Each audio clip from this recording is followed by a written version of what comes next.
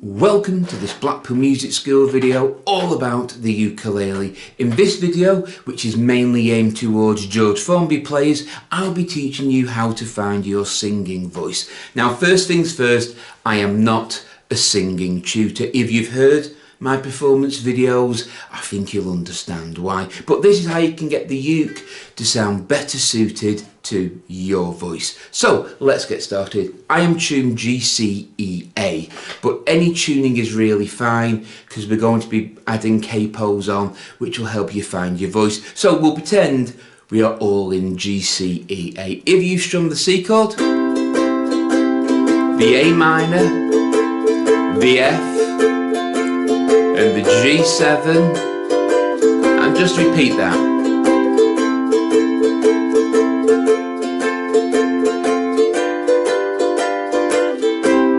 If you sing the song and you tape yourself and you think you sound great, that's fine. That's great. That's the key that you may sing that song in. Remember, every song is somewhat different, but if it's not, you simply need a capo. And you put it at the first fret. You will see it is just behind the first fret, and this capo becomes that nut. So then we're going to play the chords again in C. So now we're going to play them chords again in the key of C sharp, because this is at the first fret, it moves it up a semitone. So you simply play the chords again, remembering this is really that, and everything moves down the same way. C, A minor, F, G7. But in reality, that's now a C sharp, A minor sharp, F sharp, G7 sharp, then back to C. If that doesn't suit your voice, you just simply move it one up again until you find the key that suits your voice. Again, this becomes that. And there's numbers of gaps you leave when that's there, you leave when you are here. So now we'll do the same chords again. C, A minor, F, G7, back to C. In reality, those are different chord names now, but I'm using that as the chord shape, not the chord name. So that's how you can find your singing voice to go with your George Formby song. So it doesn't matter what key the song is in originally, this rule still applies. So if the song should start with an F chord,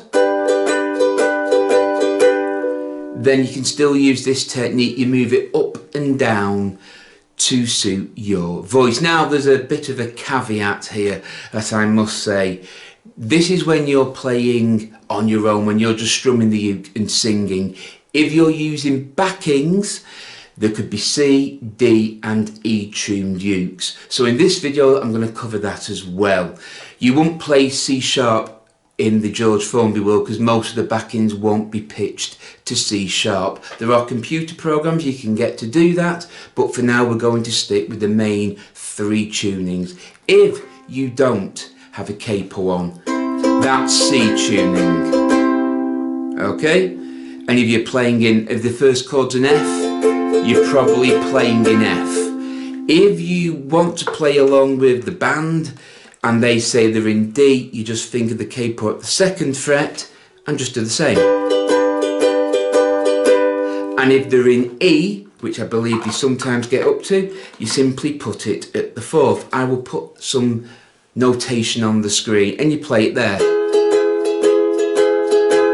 So if your intention is to use backing tracks, you need to know which tuning the backing track is. If it's in the key of E, echo, capo at the fourth fret.